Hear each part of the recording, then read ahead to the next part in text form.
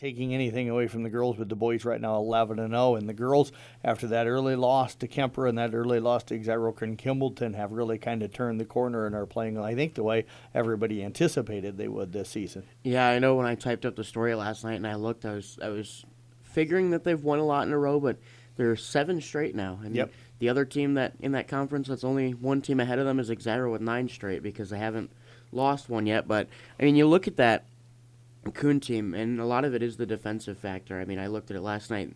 They were tied kind of heavily through that first quarter, and then they held Panorama to 2 points in the second quarter and scored 18. And I'm like, well, that's kind of what you're going to get out of a team down there because they're going to hammer you defensively, and you're going to have a quarter like that, and that's usually how they come out on the winning side. Yeah, Coach McAllister focuses on that, and then you look at, you got Anna Hart and Malia Clayberg, 2 of the all-time steals leaders in Coon Rapids-Bayard basketball history. Ashton Clucky, Ella Heidoff, always come in. Lauren Cook is a great defender off of the bench. She'll come in and lock anybody down. So, yeah, a team that focuses on defense but has been getting some good offensive numbers here of late as well. Anna Hart playing really well for him. She is. Ever since break has come back, I probably look at her numbers, averaging close to 20 points per game, and I think almost at like a quadruple-double, or was it a triple-double like last week or something like that? Yeah, triple-double. She's one of those girls playing like a girl that might be thinking about playing at the next level. So we'll have to find out with that. But, playing with a lot of heart and playing like a girl that is playing her senior season and doesn't want things to come to an end and wants her team playing her best at the end of the year and making a really deep run, if not getting all the way to the state tournament. So that Koenig-Xyra game towards the end of the year, the second matchup is going to be one to watch. It's going to be a really good girls game. Yeah, absolutely. Looking forward to that one. Not that they don't have some big games. They're playing Trainer on Thursday night. Looking forward to that doubleheader. We'll have that for everybody. It's going to be video only on our CB Sports Network YouTube channel. So looking forward to bringing 4 ranked teams. Pretty much going to be squaring off on Thursday night. So going to be a lot of fun. Yeah, there's not many times that between 2 games you're going to get 4 ranked teams. So to get them as close to home as we can, that's huge to be able to put out on the YouTube. But it'll be a good set of games. And for the boys, for Coon Rapids-Bayard, it starts with the defense. I just had our weekly interview with Coach Streben this morning at about 7:30, and we talked a lot about everything for them kind of starts on the defensive end. People want to sometimes talk about the fact that they're averaging between 75 and 80 a game, but it starts by locking teams down and then getting out on the break and getting easy buckets. But it's the stops on the defensive end. And speaking of their boys, Ty Hayden setting a single-game record the other night with 26 rebounds in a game. I did have to double-check that. I was like, no way that happened. No, and I talked to Coach Streben at the wrestling tournament down there on Saturday, and he kind of jokingly said, he goes, my stat guys do a really good job, but sometimes he goes, it might be 27 or 28 rebounds by the time the official stats, get reported. But what a terrific young man. I jokingly say, and I even said it in the interview with Coach Streben this morning. I said, I say that Ty reminds me of a Dennis Rodman, and it's not the hair color, it's not the the antics on the court. It's that he is just a guy that has a nose for rebounding, and it just seems like he was born to be a rebounder because he might be the best, just pure rebounder that I've ever had a chance to watch. And I will say this, you look at him his freshman year, he was more of an outside shooter. Not a real big tall guy. No. And, look at him now, he's one of the best. Yeah. So. We had a really good Friday, too, I think, last week in basketball. I know we got plenty of games coming up throughout the rest of the week and everything like that to kind of run us through everything else that's going on local sports-wise. We got a busy schedule throughout the rest of the week and everything like that. I'll throw to South Central in real quick last night. Again, got a chance to do their doubleheader with Webster City. Blair Schleichman had a tremendous game shooting the basketball, 5 threes. Macy Dorman, I had her for 8 assists in the game last night. And then Evan Myers, a double-double, 23 points, 15 rebounds on the night. I think he had 4 threes, if memory serves me correct. And then you had Garrett Krause went out and had 24 last night for him. So a really good night for both of their girls and boys. I think the one that jumps off for me maybe is the Kemper win over West Lyon. I know West Lyon a little bit down. They've had some injuries compared to where they were before. But to make that long bus drive after beating Atlantic on Friday night, you turn around on Saturday, you got to drive all the way up to Dort, and you play extremely well. and stuff, and dominated the second half. And it started on the defensive end. Jack Bading was getting hands-on passes all over the place. Griffin Glenn was staying in a couple of dunks, one of them where he picked a pass and took it down and thundered it down. And then Ryan Clare was strong inside and out, had 3 threes in the first half. And Dylan Jonah had him for 4 steals in the first half in that game. So he kind of helped jumpstart the beginning of that game with his defense for Kemper. And then Jordan Tryon came off the bench and hit 3 threes in the second half after hitting one to end the first half right at the buzzer, and finished up with 4 threes. So. Now, I say this, and you can tell me if I'm wrong, but it seems like Kemper now figuring out who they are without Brock on the court. Yep. And the sad news, and I mentioned it Saturday in the game, that my heart goes out to Brock, a kid that has put so much into the game of basketball, and to have his senior season come to an end the way it has. With the injury and everything. And as I said the other night, I've gotten a chance to cover him now for 4 years in basketball, so I feel like I know him fairly well. He's a quiet kid, so it's not like you get long conversations out of him. Maybe Mason does, but he is just a great young man. He is a tremendous basketball player, tremendous football player, but I think he's a better kid and better person than he is a player. So have him lose his season the way he did with all the work that he's put in, your heart breaks for a young man like that. Yeah, and I don't know if folks know, but he was playing on this injury for the first part of the season, and it just got to a point where it was too hard. Played up at the Dome with this injury, and then played the first 4 or 5 games of the season before it got to the point where he needed to go get it checked, and then ended up finding out late last week that his season would come to an end. So, thoughts and stuff for him on a quick recovery, and that I know the colleges will still swallow him up because he's too good of a player not to be playing at the next level. Yeah, I mean, and that's the good thing about this, is that Brock's not a guy that's going to quit. He's gonna recover and more than likely go off to college somewhere and play basketball or football. We never know. So, but yeah, just hoping speedy recovery for him. Yeah, I was going to say that kind of in a fun note on it, and not that there's anything funny on here. The floor at the rec center may be happy for a little while because he's been, he put so much time in shooting there that it's going to get a little bit of a break. The court itself. Well, we'll go. Oh gosh, I don't have somebody pounding a basketball on me. For 1,000 shots a day or whatever that he takes. So yeah. So speaking of Kemper high school basketball, the Iowa High School basketball. So the Iowa High School Athletic Association released their rankings yesterday. Kuhn coming in 6th. They move up a couple spots in 1A, 2A. Kemper up, I think, to 4. They were sitting at 5. And then Carroll jumps in the rankings at number 10. And it just speaks to kind of what Randy Beeson has put together with this Carroll team and their tough schedule they've seen so far this season. Yeah, you've seen them probably a little more than I have, Mason. But what a terrific team this year. Love how they play on the defensive end. They're unselfish on the offensive end. And, Coach Beeson does such a tremendous job every single year of getting every single thing out of every team that he has, and you're seeing him do that again this year. Yeah, and when I looked at the rankings there, some people are looking and say, 3 losses, why would you put a 3-loss team into that? But if you look at the 3 losses they got, number 1 Ballard, number 3 Storm Lake, number 4 ADM, there's no pushover games for them. They beat Kemper, who's ranked there, and they're a team that I feel like competes. They were with Ballard for a little bit in that first half. The ADM game was a little bit different, but they pushed Storm Lake as well, and this is a team that coming down the stretch can give you some fight and maybe push themselves into the postseason. Yeah, I don't think if you're in 3A, you want to see them in your region, your bracket, your sectional early on, because they're going to be a tough out. They can shoot it well. As I mentioned, they defend. They finally got a rim protector. Yeah. Something that Carroll really doesn't have very often is that big guy in the middle. And it's not that Louis, 6'10" or anything like that, but the young man can jump out of the building and is a shot blocker.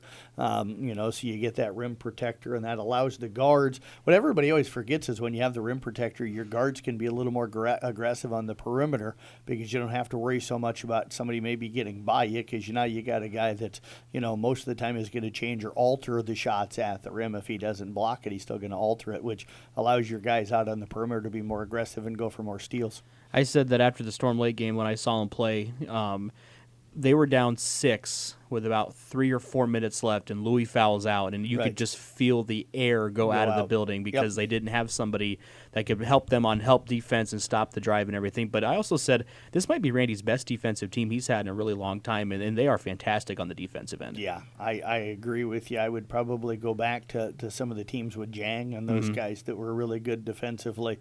But yeah, I agree. I think this team's really bought in where they know they need to be really good on the defensive end. Yeah, I don't know if you even know what was the last time they had a guy like Louis. I mean, it's been how long that you've had a guy down the middle like that? Yeah, it probably would have been, and I can't remember the young man's name. He kind of joined the team late in the season. Was it KG? KG, I think, probably would have been. And I don't even know if he was a shot blocker like but he was Louis tall. He was is, like but he 6'9", but he was at 6'10". least a tall guy because, in my history, in 22 years of covering Carroll basketball, I would say they've probably had what I would consider now maybe 3 guys that were in that, tall, real what you would call, they'll get the 6'3", 6'4" kids, but everybody has those. But it seems like everybody else gets that 6'7", 6'8", 6'9" kid on a somewhat regular basis. And Carroll, that would have been Steve Goody back when I first came, and I think he was maybe 6'10", 7 foot, somewhere in there. He was a tall young guy, and then KG, and now Louis. Those are the only 3 guys that I could say in my 22 years that I think they've had what you would call real true height at the high school level.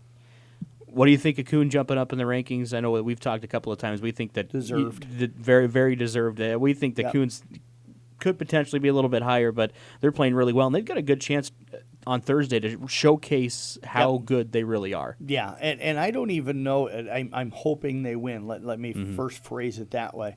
But I believe that you're playing the team that has spent most of the year ranked number 1 in Class 2A. I know they fell to 6 after getting beat on this last week. They're a really good team, this Trainer Ball Club.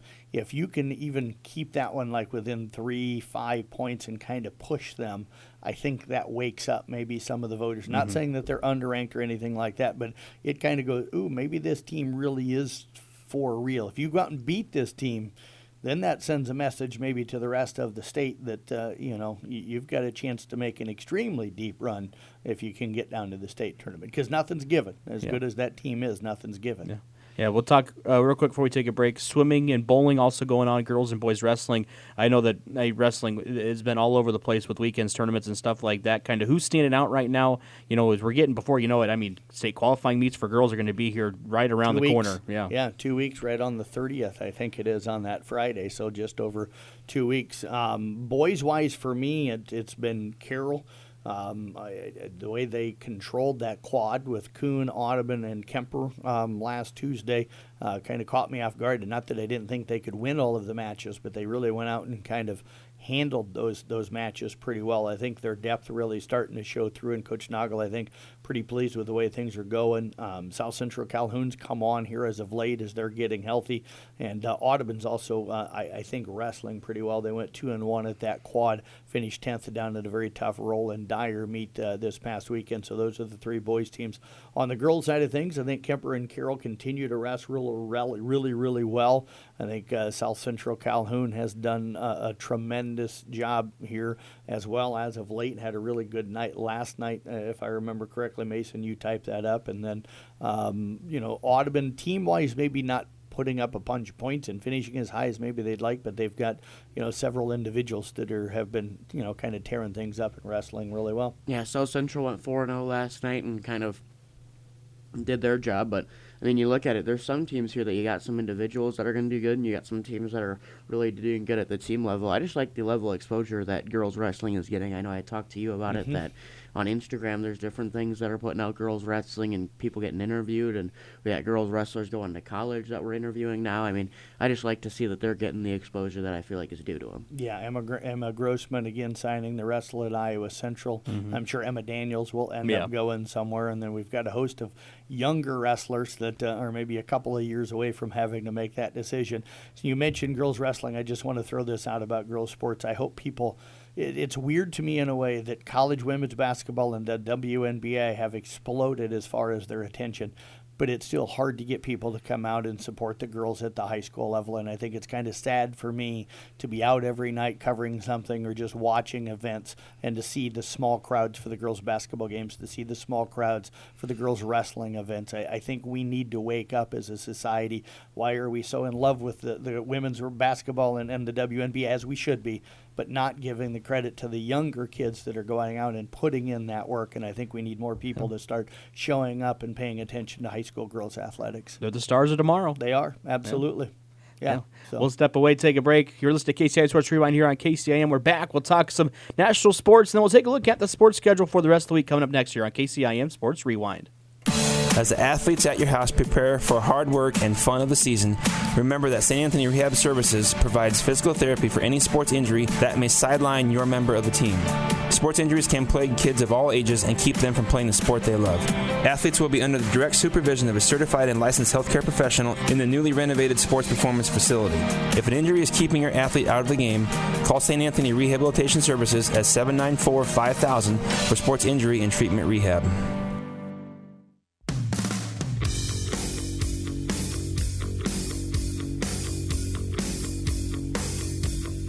We welcome you back to 1380 AM, 95.1 FM KCIM. Listen to KCIM Sports Rewind, brought to you by St. Anthony Rehabilitation Services.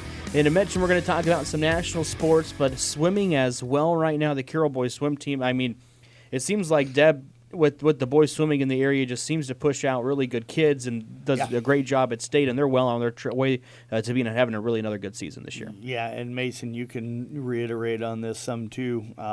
Everybody talks about Teagan and Legan, and they deserve it, both all Americans and great swimmers. But they've got some good depth this year. They finished third Saturday at the Johnston Invite, which is never an easy one. But Landon Kedwell kind of quietly going out and putting together a really good year. Weston Toff's been swimming really well for him. So I like the depth of this team behind the two guys that kind of seem to lead that pack. Yeah, and I feel like that's something Deb does really well, as she gets a lot out of these kids to be able to build a team, not just to have individuals that do amazing. She also has a team that can kind of help everyone get to state and compete as well. But you like to see that even when I was growing up in high school. I mean, Deb does a really nice job of putting teams together, putting athletes out there, and she always gets a lot out of these athletes to be able to produce good teams. Yeah, and I kind of had a chuckle when I talked to her Saturday morning on the Pizza Ranch Coaches Show. We were talking Landon Cadwell, and I said, he seems to win a lot of the 500 frees. Does he enjoy that 500 freestyle? She goes, well, he tolerates it. He knows he needs to swim it, so he tolerates it. I don't think there's anybody out there that likes the 500 freestyle, because it's a long race. It is a very long race. It's what the longest? I think the longest is the race longest that they out ever of the race. swim. It's longer than all of the relays. I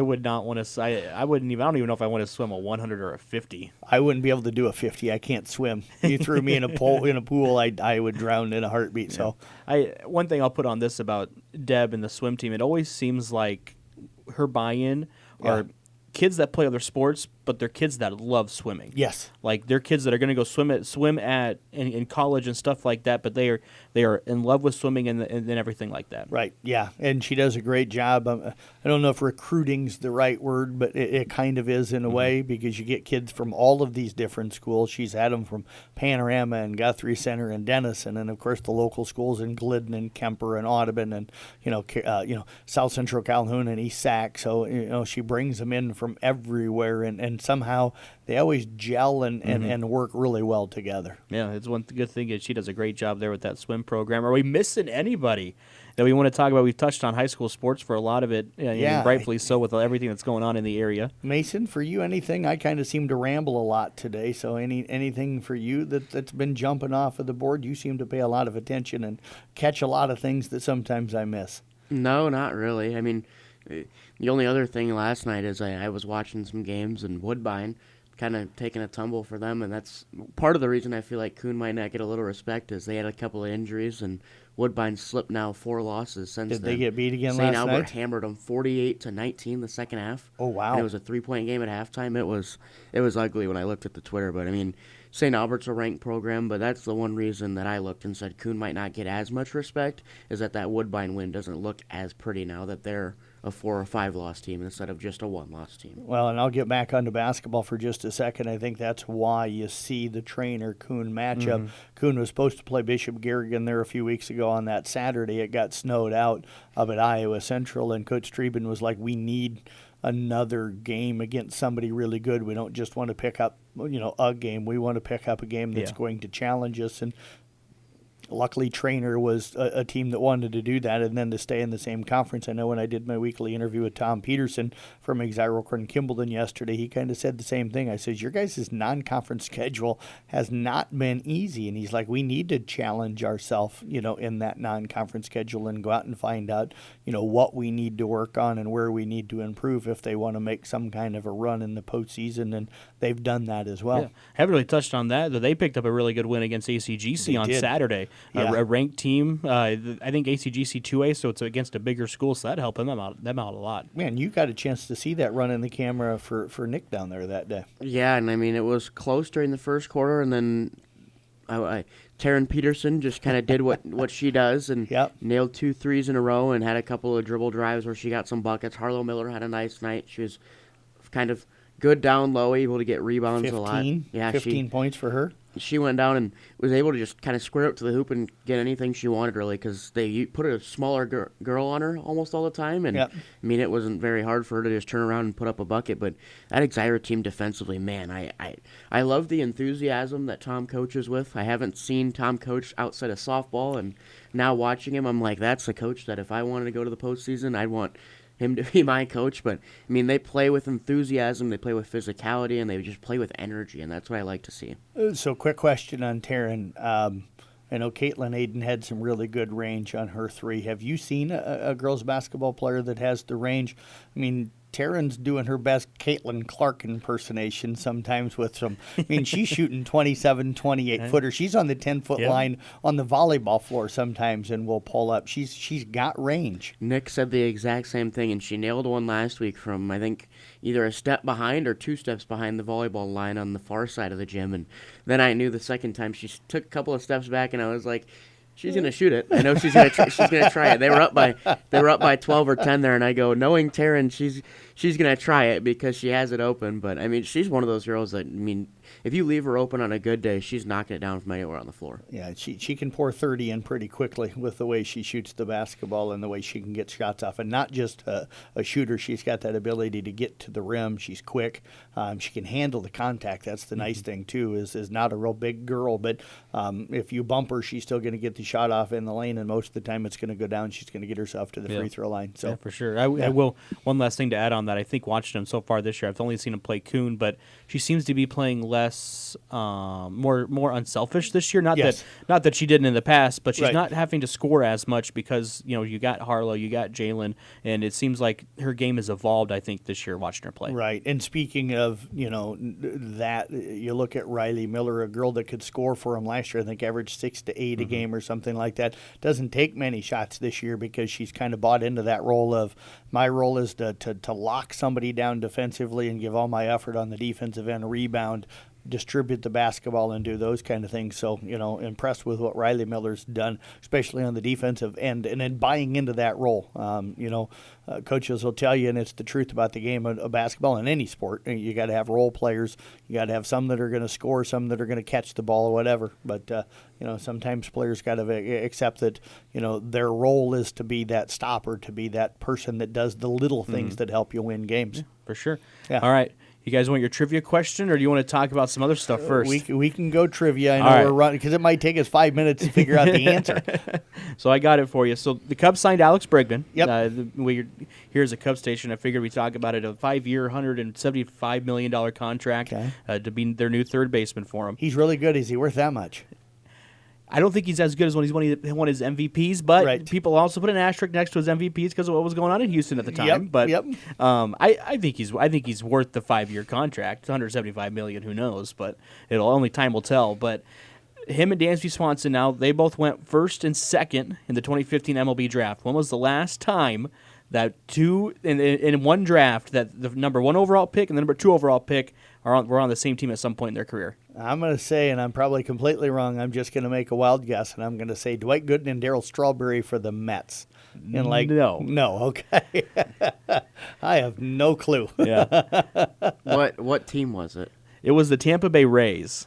Okay. And it was not in the 2000s. Okay. Yeah, I couldn't tell you, but even though I've watched baseball my whole life, I couldn't tell you anybody on the Rays roster. Yeah. And they're always playing so little with their money. It was 1994, and it was Paul Wilson and Ben Grieve. I don't know if I'm saying that last name you right. Are. But yeah. Wow, I didn't realize that those guys went 1 and 2 in the draft. Yeah, there was an instance in '99 when like Josh Hamilton and I can't remember, was it Beckett, the pitcher who used to play for the Red Josh Sox? Beckett, yep. They might have been on like the Marlins or the Mariners at one time together, they but were like on the Marlins but together, Hamilton like didn't finish the season and got traded away or something like that. Okay. So like '94 was the last time that the number 1 and number 2 overall pick in the same draft played with each other on the same team, and I think it's kind of cool that. You're going to see them play on the both same side of the infield, right? And it helps the Cubs out a lot. Well, I will tell you this: if you'd asked me draft questions about the NBA or the NFL, I might be able to answer it. I love the game of baseball, but I very rarely have paid attention to who's drafted where in Major League Baseball's draft. Maybe I need to. If you're going to ask trivia questions about it, I might need to. Yeah, I pay attention to that stuff. I had no idea this one, but I knew that this was the first time in a while since the number 1 and number 2 overall pick in the same draft were on the same team. Wow. Yeah. Flip our attention to Iowa State. The men are on to a tear. Michigan losing helped them. They move up to number 2 in the AP poll. The women struggling right now. They've lost 3 in a row, but Iowa State back in action against Kansas tonight. It's a big one for them. It is. And despite Kansas struggling so far this year, they struggled on the road. They're playing pretty well at Allen Fieldhouse, which is not an easy place to play. No, it will not be an easy place to play. Yeah. I told Nathan this morning when we were talking, when Kansas and Iowa State play at Allen Fieldhouse, it just seems like a great game every time. Yes, yeah, because their crowd knows they need to be into it. I love the way, of course, Coach has got Iowa State playing on the defensive end. I think they go down and get it. I do. I think they're really, really good. I think they go get that one, but it's not going to be an easy one for sure. And the women hopefully will get the corner turned. I told you before we went on the show, I think Baylor kind of maybe gave a blueprint of how to beat Iowa State, and now we're going to see if Coach Finley can make the adjustments that they need to make to make it a little bit more difficult. But I think they'll be all right. And the Iowa women playing really well, continuing on. The men I know got beat the other day. Yeah, the men kind of struggling right now. They got beat twice last week, but against Illinois, I know that they put up a good fight in the second half, had it down to 4 a couple times, but weren't able to get it anywhere closer than that. Yeah, and I saw a graphic last night when I was sitting in the parking lot up at South Central, and the Big 12 is combined their top 4 teams 62-2 on the season. They have the top 2 teams in the country as well. The Big 12 is, they're probably running college basketball right now, in my opinion. Yeah, everybody thought when you kind of started getting some of these super conferences that the Big 12 could become like the basketball conference. I thought last year they were down a little bit, but it looks like this year, at least the top of the conference, maybe making that comeback. Yeah, they're right back at it. I said this morning, with how deep the Big 12 is that if you're Iowa State, don't be upset if you lose tonight because this is a good loss. Yes. But I think Iowa State's the favorite. I think they go down there and get Kansas on the road just because I think this Iowa State team is for real this year, but it would be a good loss regardless if they lose or win tonight. Yep, agreed. And how many teams ever make it through the season undefeated? So and expect to probably lose. We don't have to get off on Nebraska, but I'm kind of in that same mindset. I know they're sitting 16-0 with the men right now, but eventually they're going to fall to somebody, and I hope that it doesn't hurt the mental state that they're at, and then you see them maybe slide a little bit. So. I don't care what the record is as long as they finish with 2 losses on the season. And I know which 2 you're talking about. Yeah. Well, hopefully Freddie continues to have the success against that other team that you're rooting for, as he did when he was at Iowa State. Yeah. So I would touch on the Iowa women real quick. 16-point comeback against Indiana to remain undefeated in the Big Ten. Right. That was a big win for them. But I looked at their schedule. Their next 7 games are against ranked opponents in the Big Ten. Big Ten women's schedule is not easy. That is a tough league. I know the Nebraska women were ranked and dropped a couple in a row, but you look and it's like it's all ranked teams. They just fell to number 4 UCLA over the weekend. So, you don't get a night off in Big Ten women's basketball. I was just going to say Indiana is still a good team, but you can remember 3-4 years ago they were a top 5, top 10 team, and they had some huge matchups when Caitlin Clark was over at Iowa, and all of a sudden they're still really good, but they can't even get themselves in the rankings. Yeah, just because of how deep the Big Ten is right now in women's basketball in general. I don't think I'm missing anything else. We're getting close to our time being done, but that'll wrap up KCIM Sports Rewind for you guys here on this Tuesday. We will have it podcasted shortly for you after, but we'll get you back to regular programming coming up on KCIM. Western Iowa's news and classic hit station is 1380 AM, 95.1 FM, KCIM Carroll. Broadcasting from the Wild Rose Casino and Hotel Studios. You'd rather be here.